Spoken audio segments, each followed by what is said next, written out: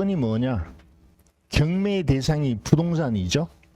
그 부동산을 누군가가 공사를 했다는 거예요. 공사를 했는데 공사비를 못 받았다 이러는 거죠. 그 못 받은 공사비가 원칙적으로 낙찰자의 부담이에요.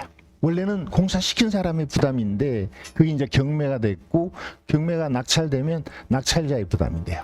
그러니까 여러분 입장에서는 낙찰 받으면 안 되는 거죠. 유치권을 한번 찾아볼게요. 유치권만 찾는 방식은 이렇게 돼 있습니다. 이 순순히 지난주에 했던 가등기, 뭐 전세권, 뭐 가처분 이런 게 있는 것처럼 유치권도 여기에 다 있어요. 유치권 있는 물건 많으니까 경기도만 보겠습니다. 유치권 신고한 물건.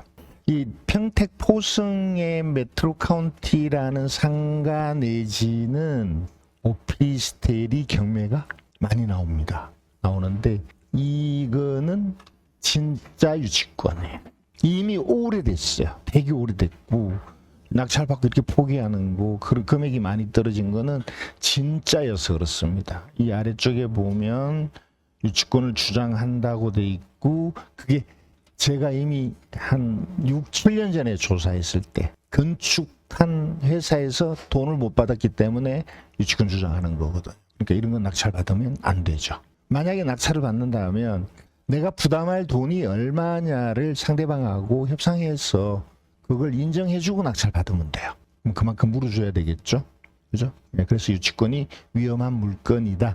이렇게 보시면 되는데 이렇게 많습니다. 많은데 이 중에 제가 표시해 놓은 것도 있어요. 여기도 한번 볼까요? 유치권.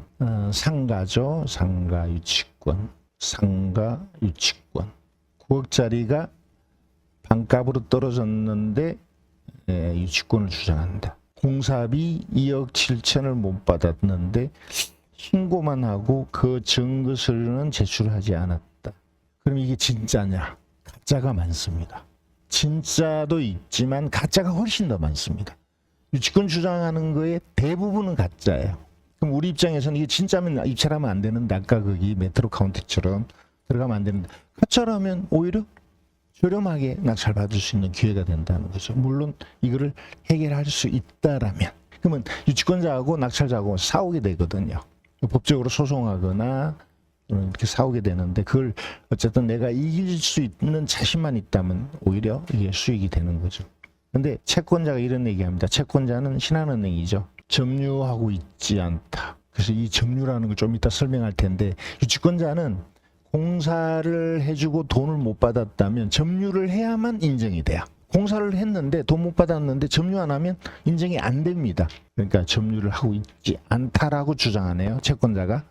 그리고 악의적인 유치권을. 근데 이 말을 우리가 그대로 다 믿어야 되나? 신한은행이 채권자니까 자기는 그렇게 주장하는 거고 실제 이게 그게 맞는 거는 여러분 책임이에요. 그러니까 결국 이 말을 그대로 믿으면 안 되고 조사해서 그게 사실이면 입찰하는 거고 불분명하면 입찰을 안 해야 되겠죠. 이게 유치권인데 간혹은 또 이런 경우도 있습니다. 여기 안성의 이 아파트는 경매가 무지 많이 나왔습니다. 한 4, 5년 전부터 경매가 많이 나왔고 지금도 많이 하고 있죠. 이 아파트는 저는 별로 추천하고 싶은 아파트는 아닙니다. 그런데 이제 가격이 저렴하다면 낙찰 받아도 되겠죠. 이 유치권을 주장을 합니다. 근데 이미 앞에 낙찰 받은 물건에도 유치권을 주장했고 다 유치권이 없는 걸로 결론이 났어요. 그러니까 이것도 유치권이 없다라고 봐도 되겠죠. 그 다음에 이거 되게 많죠. 네, 그래서 입찰하셔도 되는데 싸게 받아야 돼요. 안성이 앞으로는 좋아지는데 현재는 안성이 공급이 너무 많아서 시장이 좋지 않습니다. 자, 요걸 얘기할게요. 여기 또 유치권을 많이 주장합니다. 이 물건도 오래전에 경매가 나왔었어요. 역시 한 3, 4년 전에 나왔었는데 제가 한번 가봤습니다. 직접. 14년에 지었네요. 제가 3, 4년 전에 갔으니까 한 2020년 또 19년 이때 갔다고 보면 되겠죠. 지은 지 한 5년. 갔을 때 유치권자가 점유한다고 여기다 현수막을 걸어놨었어요. 그런데 그때도 경매가 많이 나왔거든요. 여기 고급으로 지은 빌라입니다. 여기 채권자들이 농협이거나 이랬거든요. 그때 농협에서 주장하는 게 뭐냐면 자기들은 유치권이 없다고 본다 이렇게 얘기를 했었어요. 그리고 얼마 안 있다가 이 채권자 입장에서는 이 유치권을 주장하면 채권자가 피해를 봅니다. 그렇지 않나요? 유치권을 주장하면 피해를 보는 사람이 많습니다. 그러니까 공사비를 못 받았다. 그래서 그거를 낙찰자가 부담해야 된다면 낙찰가가 떨어지겠죠. 낙찰가가 떨어지면 채권자가 돈을 다 못 받을 가능성이 커요. 그래서 이렇게 유치권을 주장하면 채권자가 아까 그 신한은행인가처럼 이 채권자가 유치권이 성립하지 않는다라고 배제 신청을 하거나 아니면 아예 채권자가 유치권자와 소송을 하는 경우도 있습니다. 그래서 이 물건은 소송을 했어요. 채권자하고 유치권자. 여기가 이겼습니다. 그러니까 유치권이 없다는 게 판결로 이미 증명돼 버린 거죠. 그럼 우리 입장에서는 이거는 문제없다 이렇게 보셔도 되는데 물론 판결문을 실제 열람을 해보는 게 좋겠죠. 여기 보시면 유치권 부존재 확인 판결문이 있다고 돼 있고 이 경매 물건을 몇 개 찾아보면 요 판결문에 대한 기록이 나와요. 자, 이렇게 해볼게요. 매각 물건 보면 이미 임금 매각 물건 여기 많죠. 다 유치권이라고 주장했는데 이미 낙찰된 것들이 있죠. 그죠? 여기도 다 유치권을 주장을 했었습니다.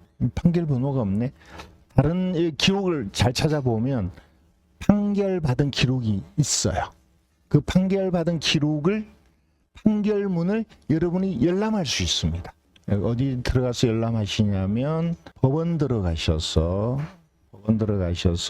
여기 대국민 서비스 그다음에 사건 검색 이렇게 하셔서 그 판결문 번호를 여기다 입력하면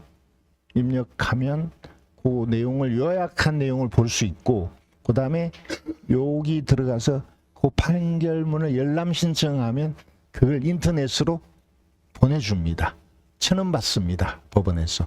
그래서 그 내용을 읽어보면 여러 가지 도움이 되겠죠. 이런 정도만 얘기하고 나중에 깊이 있게 오늘은 짧게 얘기하지만 다음에 깊이 있게 좀 더 공부를 할 필요가 있습니다.